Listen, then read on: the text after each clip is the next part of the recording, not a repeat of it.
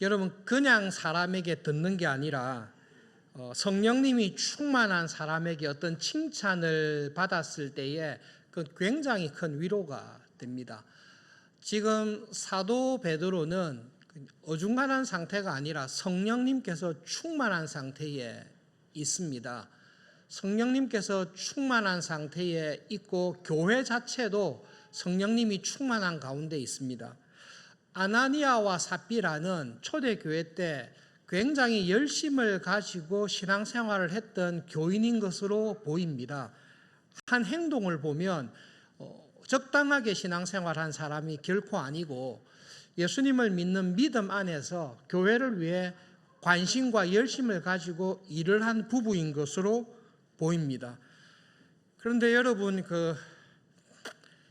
베드로와 같은 사람에게 이야기를 들었는데 당신의 마음속에 사탄이 가득 차 있다, 이런 이야기 들었을 때는 우리 굉장히 부담스럽습니다. 그리고 사실 이 성경을 읽을 때 너무 부담스럽기 때문에 깊게 생각하지 않으려는 성향이 저희들에게 있습니다. 베드로가 아나니아에게 이럴 때에 네 마음속에 어떻게 사탄이 가득하였느냐, 어찌하여 사탄이 너의 마음에 가득하고 충만하냐, 그런 말을 들었을 때는 굉장한 타격이 옵니다. 그래서 정말로 사탄이 가득하다는 게 어떤 건가, 과연 이렇게 말할 정도로 아나니아와 삽비라가 사탄이 충만했는가, 정신을 차리고 한번 살펴볼 필요가 있습니다. 그리고 성경에서 말씀하시는 성령님이 충만한 사람, 사탄이 충만한 사람이 어떤 사람인지를 잘 보고 우리는 성령님께서 충만한 가운데 살아갈 수 있는 은혜를 구하면 좋겠습니다. 배경은 바나바입니다. 초대교회 사도들이 전한 복음은 예수님의 부활이다, 성경은 기록하고 있습니다. 부활했으니까 먼저 죽어야 되지 않습니까? 죽은 사람이 부활하니까 초대교회 사도들, 교회가 전한 복음은 예수님의 십자가의 죽으심, 죄인인 나를 구원하시기 위해 하나님의 아들이신 예수님께서 내 죄를 대신하여 십자가에 죽으셨다. 구원의 은혜, 십자가의 은혜의 복음을 전하고, 예수님께서 부활하셨습니다. 성자이신 예수님은 부활이 필요하지 않습니다. 죽지 않으십니다. 예수님께서 부활하셨다는 것이 나를 위한 부활이구나. 내가 이 땅에서 믿음 생활을 잘하고 난 다음에 우리가 죽지 않습니까? 육체는 흙으로 돌아가고 장례식을 할 것입니다. 그때에 나의 영혼을 하나님께서 은혜로 불러주셔서 한평 강도에게 복 주신 대로 네가 오늘 나와 함께 너의 영혼이 낙원에 있을 것이다. 그 부활의 은혜를 주셨다는 것이 초대교회 교인들에게 넘쳤던 하나님을 향한 감사입니다. 바나바가 이게 감사가 넘쳤습니다. 생각으로만 넘친 게 아니라 행동으로 드러날 정도로 하나님의 은혜에 대한 감사가 바나바에게 충만했습니다. 그래서 바나바가 아마 밭이 있었던 것 같아요. 몇 개 있었는지 모르겠지만 자기에게 있었던 밭을 팔아서 교회에 헌금을 했습니다. 저에게 주신 하나님의 사랑, 십자가의 구원의 은혜, 부활의 소망, 내가 받은 게 너무 많습니다. 그 구원의 은혜에 정말로 감사하여 제가 하나님께 헌금을 드립니다. 저보다 어려운 교인들에게 나누어 주시면 좋겠습니다. 많은 교인들이 바나바의 그 모습을 보고 크게 칭찬했습니다. 여러분, 초대교회 때 모든 교인들이 집이나 땅이나 팔아서 헌금했다, 그렇지 않습니다. 모든 교인이 팔았다라면 이 사건이 등장하지 않을 것입니다. 예루살렘에 있었던 초대교회 교인들 중에 최소한 집이 있고, 집은 잘 안 팔았을 것 같고, 땅이 있고 팔만한 재산이 있는 사람들이 그렇게 팔았습니다. 모든 교인들이 그 모습을 보고 바나바는 정말 은혜가 충만하다, 정말로 교회의 큰 일꾼이다, 인정과 칭찬과 존경을 보냈습니다. 아나니아와 삽비라가 그 모습을 보고 좋은 자극을 받았습니다. 여러분이 어떤 사람이 선행을 하는 것을 보고 나도 저 사람처럼 착한 일을 해보겠다, 그렇게 마음먹을 수는 있습니다. 근데 그 마음먹은 대로 실천하는 것은 쉽지 않습니다. 지난주에 광고해서 다음 주에 지진과 홍수를 당한 아프리카에 있는 두 나라 어려운 사람들을 위해서 우리가 구제 헌금하기로 결정을 했습니다. 영상을 봤을 때 헌금해야 되겠다 이런 마음이 듭니다. 실제로 주머니에서 헌금을 꺼내서 구제 헌금을 보내는 것은 또 다른 문제입니다. 그런데 아나니아와 삽비라는 바나바의 그 좋은 모습을 보고 감동을 받았을 뿐만 아니라 실제로 자기도 땅을 팔아서 재산을 팔아서 나도 구제헌금 하겠습니다 라고 부부가 결심한 사람입니다. 그러므로 여러분 성경에서 말하는 아나니아 삽비라를 보시면 서울중앙교회에서 마음만 있는 교인이 아니라 열심히 있는 사람입니다. 옆에서 선한 일을 하는 걸 볼 때에 자극을 받고 우리 부부도 그렇게 해보자. 우리 말로만 하지 말고 재산을 팔아서 해보자. 그런 마음을 가지고 있는 부부라는 것을 알 수 있습니다. 베드로가 하는 말씀을 가만히 보면 아나니아와 삽비라가 죄를 지을 만한 어떤 억압적인 게 하나도 없습니다. 베드로가 한 말을 보십시오. 땅을 팔기 전에도 그 땅은 네 거 아니냐. 팔고 난 다음에 그 돈은 네 거 아니냐. 그 말은 네 마음대로 원하는 대로 하면 된다라는 것입니다. 교회에서 다 파십시오 이렇게 강요한 적 없습니다. 하나님께서는 헌금을 강요하지 않습니다. 하나님 그렇게 가난하신 분이 아닙니다. 하나님께서 내가 억만금을 헌금한다고 해서 돈 때문에 기뻐하실 분이 아니십니다. 하나님께서는 정말로 감사하고 즐겨하는 마음으로 내는 헌금을 기뻐하십니다. 베드로가 아나니아에게 했던 말이 그 말입니다. 우리 교회가 강요한 적이 있습니까? 없습니다. 당신 재산입니다. 당신이 받은 복이니까 마음대로 써도 됩니다. 당신이 헌금하고 싶어서 재산의 일부를 팔았습니다. 돈을 얻었습니다. 그 돈 당신 겁니다. 전부를 내도 되고 일부를 내도 되고 당신 마음대로 할 수 있지 않습니까? 그 이야기를 베드로가 아나니아에게 합니다. 그 말은 아나니아와 삽비라가 죄를 지을 만한 어떤 강요가 전혀 없었다라는 것입니다. 부부가 좋아서 한 일입니다. 그런데 아나니아와 삽비라가 이 시험에 딱 듭니다. 여러분 시험에 든 것입니다. 바나바의 마음에는 하나님께 받은 은혜에 대한 감사가 충만합니다. 바나바의 속을 딱 들여다보면 진짜 감사 충만, 은혜 충만, 나에게 주신 이 은혜를 어떻게 하면 좀 보답하고 어떻게 하면 감사할 수 있을까 이 마음이 딱 충만해서 그런 행동을 한 것입니다.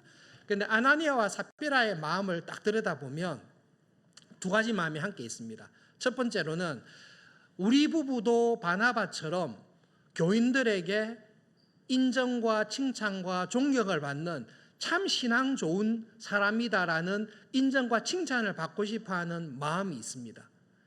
사람들의 존경과 칭찬을 받고 싶은 마음이 있고 또 한 가지는 돈이 조금 아깝습니다. 근데 여러분 성경을 딱 읽어보시면 아나니아와 삽비라가 자기 재산의 전부를 팔았다 이렇게 말하지 않습니다. A piece of property, 갖고 있는 재산 가운데 일부를 판 것 같습니다. 어쨌든 일부를 팔았으니까 현금을 딱 가지고 보니 이 돈을 다 헌금하기가 좀 아깝습니다. 베드로가 뭐라고 했죠? 다 헌금 안 해도 된다고. 팔고 난 다음에 50%만 헌금하겠습니다. 그래도 되고 저는 10%만 헌금하겠습니다. 그렇게 해도 됩니다. 그런데 이 아나니아와 삽비라 마음에 두 가지 마음이 딱 걸렸습니다. 바나바처럼 교인들의 존경과 칭찬을 받고 싶은 마음이 있다. 돈을 다 헌금하자니 아깝다. 여러분 신앙생활 하실 때 시험과 유혹이 언제 오는가 하면 게으르고 나태하게 살아갈 때에 시험이 옵니다. 그런데 시험에 든 상태에 있는 겁니다. 그런데 본격적인 시험이 언제 오는가 하면 정신을 차려서 믿음 생활을 더 잘해보겠다.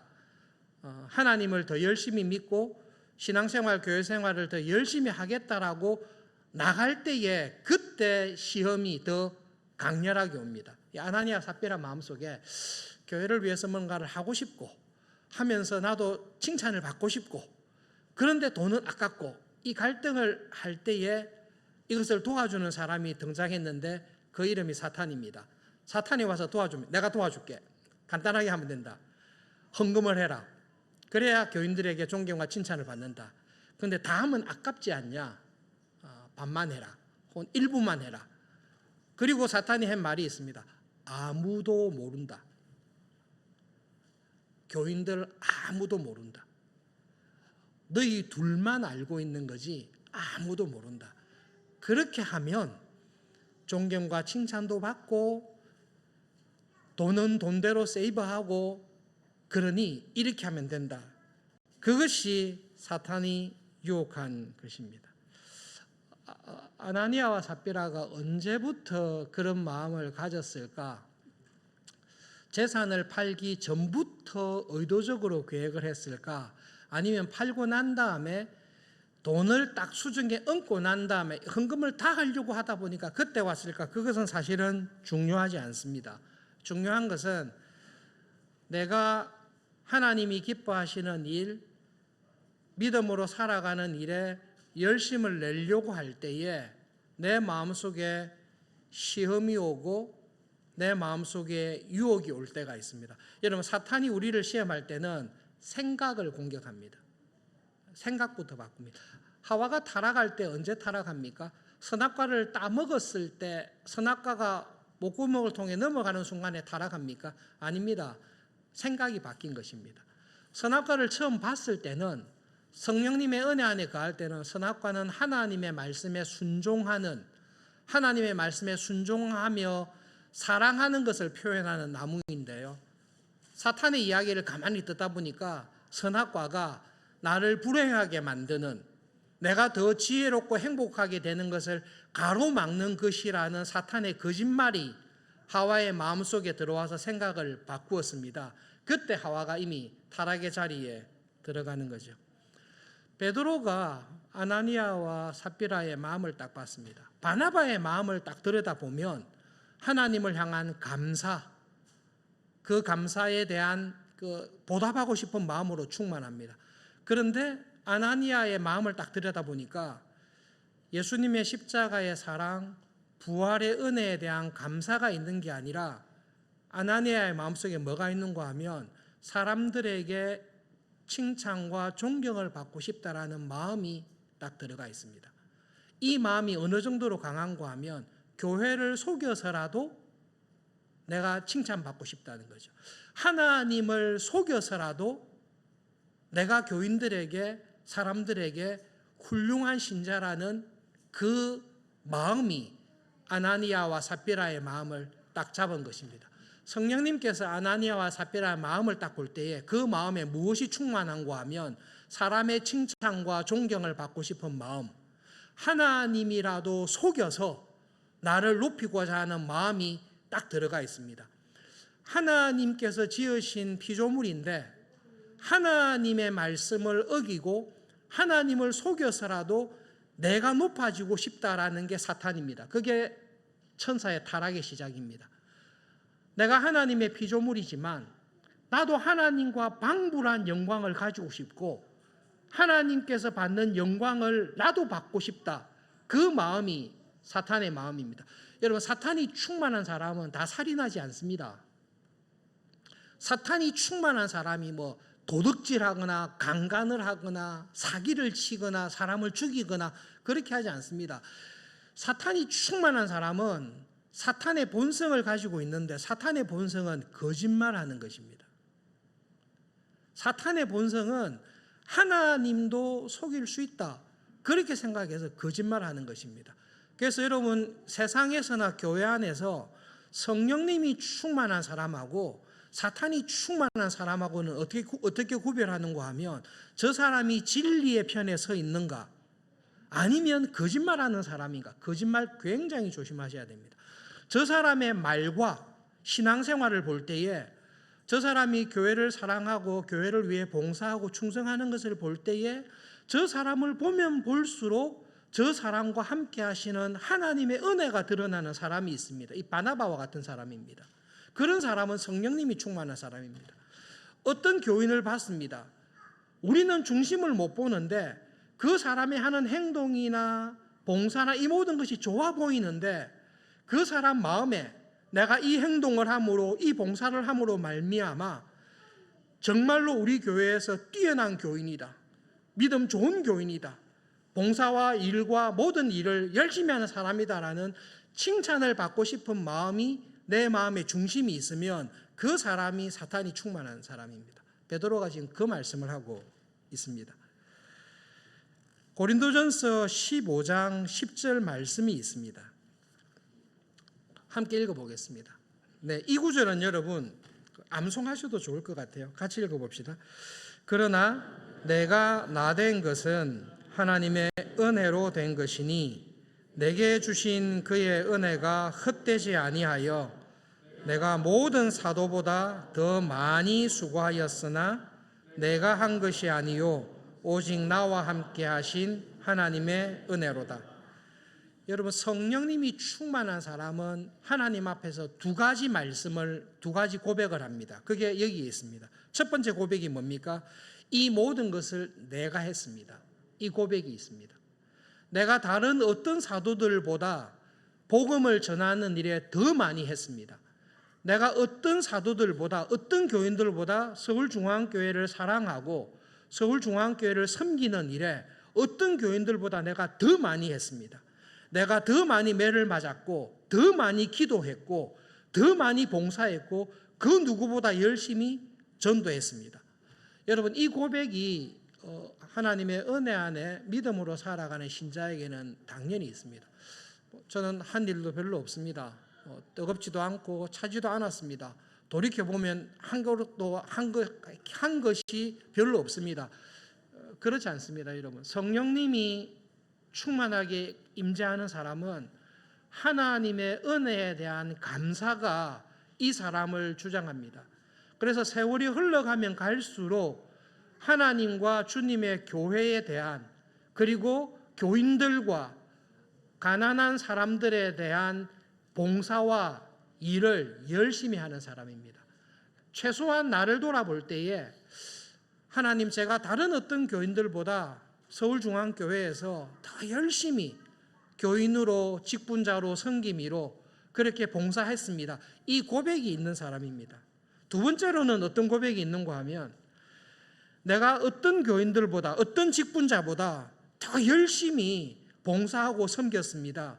그런데 내가 그렇게 봉사하고 섬긴 것 자체가 하나님께서 주신 은혜였습니다.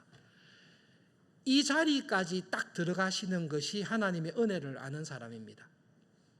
지난주에 데이비드 리빙스턴 이야기를 했습니다. 평생을 아프리카에서 선교사로 헌신하며 살았습니다. 영국에서 따뜻한 음식을 먹고 좋은 집에서 좋은 옷을 입고 그렇게 살았던 사람이 아닙니다. 1800년 되니까요, 아프리카에서 죽을 고생하면서 질병과 싸우면서 복음을 전했습니다. 리빙스턴이 마지막에 캠브리지에 있는 대학생들에게 전 이야기를 하면서, 마지막 설교를 하면서 한 말이 있습니다. 제가 아프리카에서 그 많은 고생과 수고를 했기 때문에 저는 하나님 나라에서 상급이 클 줄로 믿습니다. 이런 정신 나간 소리 하지 않습니다. 내가 하나님의 복음을 위해서 선교지에서 더 많이 수고하고 더 많이 희생하고 나의 청춘을 다 바쳤기 때문에 나의 이 모든 수고와 노력과 헌신이 나에게 자랑이 되고 공로가 되기 때문에 하나님의 나라에서 내처럼 사는 사람을 하나님이 더 많은 복을 주셔야 됩니다. 이게 사탄의 속임수입니다. 사탄은 이 모든 일을 하면서 나를 높입니다. 그렇게 고백하는 교인이 있다면 결국은 나를 높이는 것입니다. 아나니아와 삽비라가 어떤 시험에 빠졌는가 하면, 바나바를 봐라, 저렇게 많은 헌금을 하니까 온 교인이 존경하지 않냐, 우리도 그 존경을 받아보자. 자기의 물질을 팔아서 존경을 얻으려고 한 거예요. 하나님의 은혜가 아니라 사람들에게 칭찬받는, 진짜 믿음 좋은 사람이다, 어떻게 저렇게 큰 헌금을 하냐, 이 칭찬받는 것이 아나니아와 삽비라의 마음을 주장하고 있습니다. 아나니아와 삽비라의 마음속에 하나님이 충만한 게 아니라 자기가 충만한 것입니다. 리빙스턴이 이야기했잖아요. 제가 아프리카에서 그렇게 평생을 선교하면서 살게 된 것이 그 어떤 선교사보다 제가 열심히 했습니다마는 그렇게 저의 삶을 살게 된 것이 하나님께서 저에게 주신 특권이었고 제가 이 세상에서 그런 삶을 살게 된 것이 저에게 주신 하나님의 은혜였습니다. 제가 하나님 앞에 천국에 갔을 때 저는 하나님께서 저를 그렇게 써주신 것, 아프리카까지 가서 주님의 복음을 전하는 선교사로 써주신 것 자체가 저에게는 은혜이고 감사입니다. 여러분, 정말로 은혜를 아는 사람은 하나님 앞에 딱 섰을 때에 제가 해야 될 일을 했을 뿐입니다. 나름대로 최선을 다했습니다마는 무익한 종이었습니다. 저에게 주셨던 은혜를 다른 사람에게 주셨더라면 그 사람은 제가 했던 일보다 수배나 더 잘했을 텐데 저 같은 사람에게 은혜를 주셔서 제 나름대로 최선을 다했으나 하나님 저에게 주신 은혜를 감사합니다. 제가 이렇게 된 것이 하나님의 은혜입니다. 그게 진짜 신앙입니다. 그리고 그것이 은혜를 아는 신자가 서 있는 자리입니다. 최근에 열왕기서 묵상하면서 하나님께 기도했던 게 하나님 솔로몬을 좀 제대로 이해할 수 있는 은혜를 주십시오. 개인적으로는 솔로몬에 대한 생각이 제가 주일학교 다닐 때 그리고 철이 들고 난 다음에 이게 생각이 바뀌어가지고 솔로몬에 대해서 조금 이렇게 안 좋은 마음이 저에게 있습니다. 그 마음이 들어서 이번에 열왕기 할 때에 하나님 솔로몬을 좀 제대로 이해할 수 있는 은혜를 주십시오. 한 가지 그냥 깨닫게 해주신 게 한 구절이 딱 마음이 걸렸습니다. 이스라엘 백성이 출애굽하여 480년이 되었을 때에 솔로몬이 즉위하여 4년째 출애굽 480년이 되었을 때에 처음으로 성전을 짓게 된 것입니다. 7년간 짓고 13년간 왕궁을 지었습니다. 성전을 7년 동안 짓고 지 왕국은 13년간 짓고 제가 좀 불만이었거든요. 그런데 그 구절을 딱 읽는 가운데 성령님께서 좀 어떤 은혜를 주셨는데 사실은 이거 480년 걸릴 일 아니었습니다. 여호수아와 함께 믿음의 세대가 2세대가 들어왔을 때 여호수아 살아있는 20년 동안 거의 다 가나안을 정리합니다. 땅을 분배하고 난 다음에 함께 했던 믿음의 장로들이 있을 때에 믿음으로 살았습니다. 믿음으로 한 세대만 딱 믿음으로 살았으면 50년만 딱 되었으면 가나안 땅을 정리하고 우리를 인도하신 하나님을 예배하는 예배당, 성전이죠. 성전을 건축하고 그 은혜 안에 나라가 든든하게 섰을 것입니다. 그런데 이게 480년 동안 못했습니다. 사울왕 형편 아시죠? 왕인데 궁전이 없습니다.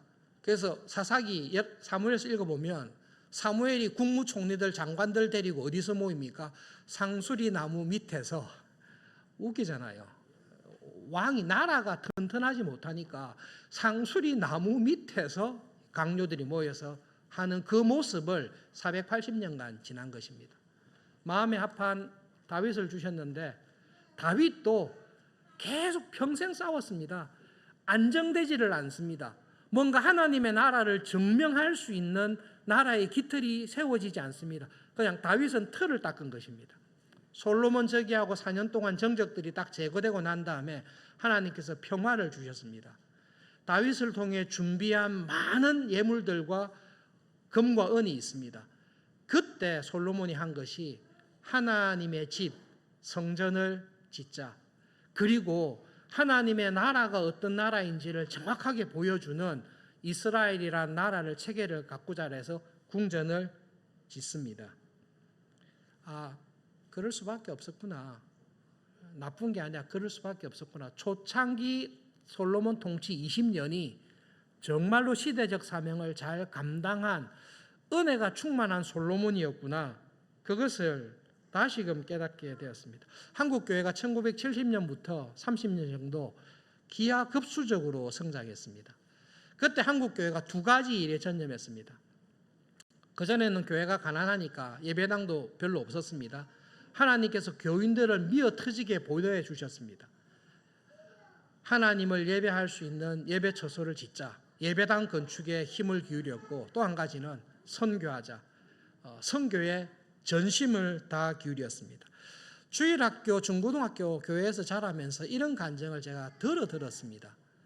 교회가 오랜만에 경제적으로 교인의 숫자가 늘어서 예배당을 짓게 되었습니다. 교인들 중에 은혜 받은 교인들이 경제적으로 부흥하면서 집을 마련했습니다. 그런데 예배당을 짓는다고 하니 집을 팔고 전세로 들어가시고 차액을 예배당을 건축하는 일에 헌금했던 교인들의 간증을 들으면서 자랐습니다. 그때에 여러분, 우리 아버지 어머니 때의 한국 교회가 딱 바나바와 같은 신앙을 가지고 있습니다. 내가 집을 팔고 전세로 들어가서 헌금을 하면 천국에서 하나님께서 돈을 더 많이 주실 거야. 이거는 계산이지 은혜에 대한 감사가 아닙니다. 하나님의 본성이 어떻든지 간에 여러분, 하나님께서는 움직이시는, 그렇게 계산해서 헌금한 사람들 없습니다. 정말로 바나바처럼 한국이 경제적으로 막 성장하는 가운데 내 사업을, 직장을, 손으로 하는 일을 축복하신 것이 너무 분명한 것입니다. 그래서 이 하나님 앞에 내가 섰을 때에, 내가 이 세상의 삶을 마치고 하나님 앞에 섰을 때에 어떻게 설까를 생각할 때에 주신 은혜가 너무 크고 감사해서 하나님 저를 감사의 표현으로 제가 이렇게라도 하고 싶습니다. 그렇게 해서 드린 것입니다. 그것을 보고 교인들에게 은혜를 받았습니다. 여러분, 하나님께서 여러분에게 주신 게 물질일 수도 있고, 하나님께서 여러분에게 주시는 것이 사람을 위로하는 일일 수도 있고, 하나님께서 여러분에게 주신 것이 중보의 기도를 하는 것일 수도 있고, 주차 봉사를 하든 찬양대를 하든 주일학교 교사를 하든 선교인을 하든 하나님께서 여러분에게 주신 은사와 복이 있습니다. 그 은사와 복이 나에게서 나온 것이 아니라 하나님께서 주신 특권이고 선물인 것을 알고 그 하나님께 기꺼이 즐거운 마음으로 드릴 때에 하나님께서 은혜를 더해 주십니다. 그것이 교회에 주신 기쁨이고 믿음으로 살아가는 참 은혜입니다. 여러분, 하나님께서 여러분에게 주신 은혜를 얼마나 기억하시고 그 은혜에 감사하면서 살고 계십니까? 예배를 드릴 때마다 그것을 꼭 기억하시면 좋겠습니다. 나에게 주신 은혜가 뭘까? 이 은혜를 깨닫기 위해서 어떻게 해야 될까?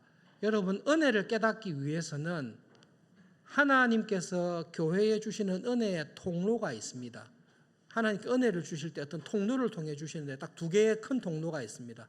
하나님의 말씀에 귀를 기울일 때, 하나님 앞에 나와서 간절히 기도할 때에 그게 은혜의 통로인데, 이 통로를 열어서 하나님 저에게 주신 은혜를 깨닫게 해주시고 이 은혜에 합당하게 살아갈 수 있는 은혜 위에 은혜를 주시고 제가 어떻게 해야 될지를 가르쳐 주십시오.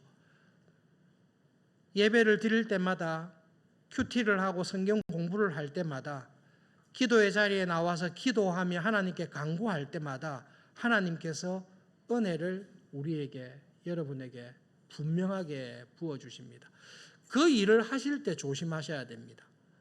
그 일을 할 때에 은혜의 통로를 자랑하는 시험에 드시지 않도록, 내가 주의 이름으로 선지자 노릇하고 구제하고 귀신을 쫓아내고, 이거는 은혜의 통로를 자랑하는 시험에 빠진 것입니다. 그러나 여러분, 바나바와 사도 바울이나 믿음으로 살았던 사람들은 그 은혜의 통로를 딱 붙들고 말씀과 기도에 전념하며 하나님을 만날 때에 하나님께서 나에게 주신 은혜가 무엇인지, 이 은혜 위에 은혜를 더하는 삶이 어떤 것인지를 우리에게 분명히 여러분에게 가르쳐 주실 것입니다. 오늘은 참 의미 있는 주일입니다. 추석도 지나고 10월 1일에, 10월의 첫 주일에 가을이지 않습니까? 한 해를 자연스럽게 돌아보는 주일입니다. 우리가 잘 아는 은혜라는 찬송을 같이 부르려고 하는데요. 여러분, 믿음의 눈으로 하나님 저의 믿음의 눈을 주셔서 나에게 있었던 모든 일들, 내가 이 집안에 태어난 것, 예수님을 믿게 된 것, 직분자로 부름받은 것, 하나님의 자녀로 이 세상 살아가게 된 것이 얼마나 큰 은혜인지를 찬송할 때에 성령님 깨닫게 해주십시오. 그리고 우리가 다 하나님 앞에 서게 될 것입니다. 하나님 앞에 서게 되었을 때에 바나바처럼, 믿음의 선배들처럼 하나님, 모든 것이 하나님의 은혜였습니다. 제가 자랑할 것은 정말로 하나님의 은혜밖에 없습니다. 그 고백을 하면서 하나님 앞에 다 함께 서는 우리 모두가 될 수 있기를 바랍니다. 그 믿음과 신앙의 고백을 가지고 우리 함께 찬송하고 기도하겠습니다.